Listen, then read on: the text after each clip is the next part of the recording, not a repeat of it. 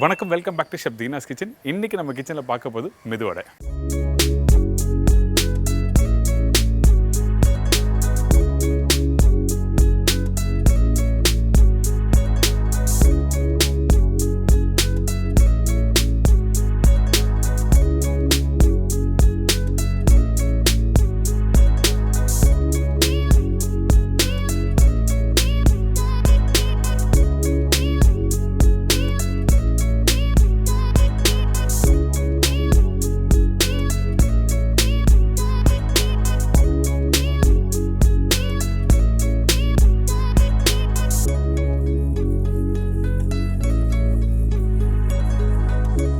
இந்த மெதுவடை சொன்னனே எல்லாருக்கும் வந்து சாப்பிடணும் ஆசையாக இருக்கும். ஆனால் இந்த மெதுவடை வந்து மாவு எப்படி அரைக்கிறது, நிறைய பேருக்கு வர ப்ராப்ளம் எங்கே கேட்டிங்கன்னா அந்த வடை மாவு அரைக்கிறது தான். அந்த வடை மாவு ப்ராப்பராக அரைச்சி நீங்கள் போட்டிங்கன்னா நல்லா சாஃப்டாக மெதுன்னு பேப்பர் மாதிரி பறக்கும். அந்த அளவுக்கு சாஃப்டாக எப்படி அரைக்கிறதுன்னு சொல்லி இன்றைக்கி நம்ம சேனலில் பார்க்க போகிறோம். அது மட்டும் இல்லை, இன்றைக்கி நம்ம பண்ண போகிற இந்த ப்ரிப்பரேஷன் வந்து நான் புது கிரைண்டர் நம்மளுக்கு வந்திருக்கு. இந்த ப்ரீமியர் கிரைண்டர் வச்சு தான் வடை மாவு எப்படி அரைக்கிறது. எப்போயுமே வந்து ஒரு கிரைண்டர் நீங்கள் வீட்டில் யூஸ் பண்ண நல்ல குவாலிட்டி கிரைண்டர் இருந்துன்னா மாவு சீக்கிரமாக ஒரு 10 நிமிஷத்தில் அரைச்சி எடுத்துலாம். இதே எங்கள் வீட்டில் கிரைண்டர் வந்து ரொம்ப பழைய கிரைண்டரு ஆனால் நல்லா அரைக்க மாட்டுது அப்படின்னு நினச்சிங்கன்னா நீங்கள் மாவு அரைக்கும் போது கொஞ்சம் ஐஸ் க்யூப்ஸ் போடலாம். எதுக்காக இந்த ஐஸ் க்யூப்ஸ் போடுறோன்னா, ஒன்று மாவு அரைக்கும் போது டைம் எடுக்கும். அந்த டைம் எடுக்கும் போது டெம்பரேச்சர் இன்க்ரீஸ் ஆகும். அப்படி டெம்பரேச்சர் இன்க்ரீஸ் ஆகுனா வடை மாவு வந்து கரெக்டாக டெக்ஸ்சரில் வராது. அதனால தான் வந்து ஐஸ் க்யூப்ஸ் போடுவாங்க.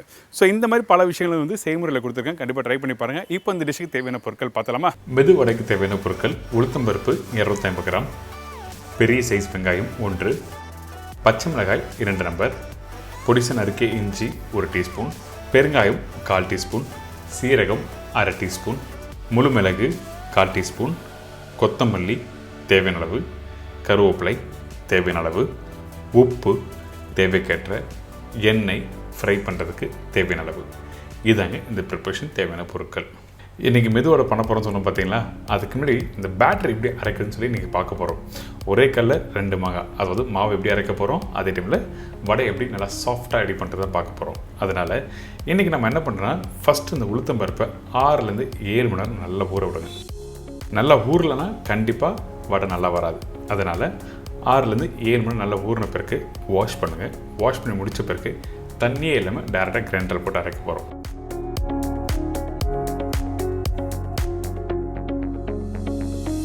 நான் இன்றைக்கி யூஸ் பண்ணுறது இந்த ப்ரீமியர் கிரைண்டர். எனக்கு நம்மளுக்காக புதுசாக வந்திருக்கு இந்த கிரைண்டர் நம்ம வீட்டுக்கு. அதனால் ஃபஸ்ட்டு வடை போட்டு பார்க்கலாமே சொல்லிட்டு தான் இந்த உளுத்தம்பருப்பு கிரைண்டரில் போட்டிருக்கேன். எடுத்த உடனே தண்ணி ஊற்றக்கூடாது. 20% ஓடட்டும். அதுக்கப்புறம் 1/4 கப் அளவுக்கு தண்ணி போட்டிருக்கேன். இந்த தண்ணி போட்ட பிறகு கொஞ்சம் லைட்டாக அரைஞ்சி வரும்.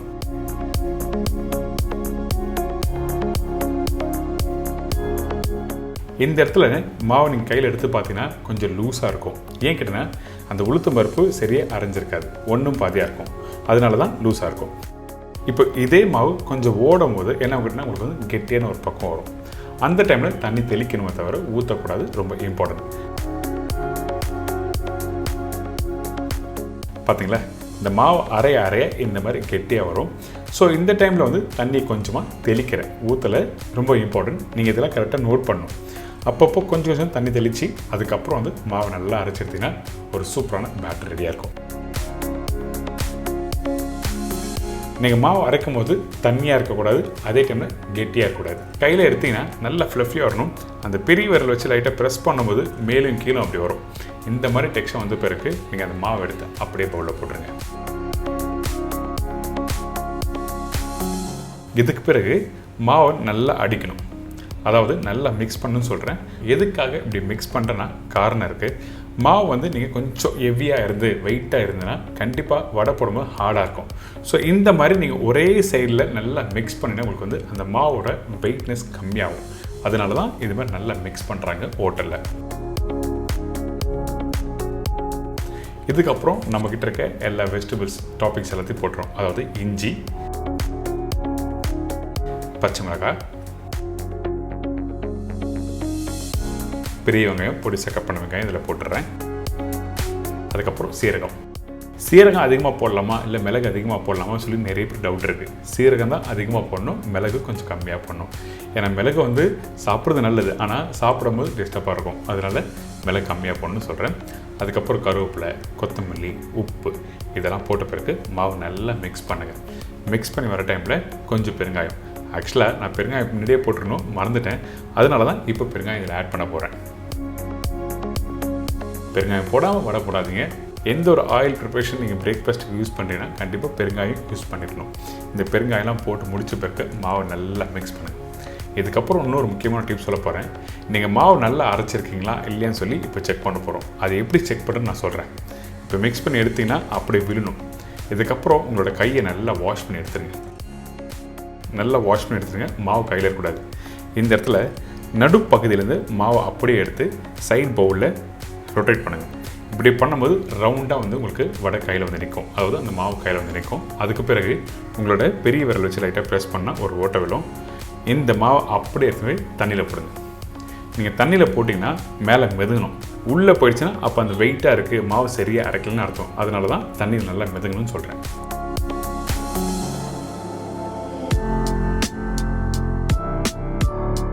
இதுக்கப்புறம் நம்ம எப்படி வடை மாவு எடுத்தோமோ அதுமாதிரி 1 by 1 எடுத்து இந்த ஆயிலில் ஃப்ரை பண்ணுறோம்.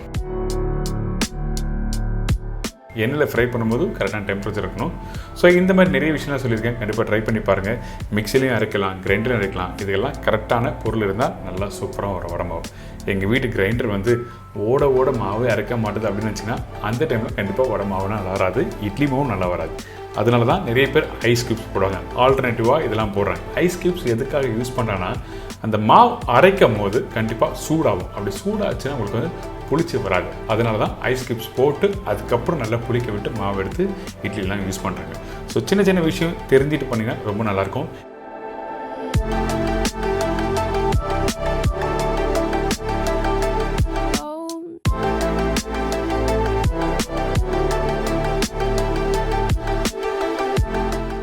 இன்றைக்கி இந்த மெதுவடை நல்லா சாஃப்டாக எப்படி ரெடி பண்ணுறதுன்னு சொல்லி கொடுத்துருக்கேன். கையில் பிச்சிங்கன்னா அப்படியே பேப்பர் மாதிரி அப்படியே பறக்கணும். அந்தளவுக்கு ஒரு சூப்பரான மெதுவடை எப்படி பண்ணுறது சொல்லி கொடுத்துருக்கேன். ட்ரை பண்ணுங்கள்.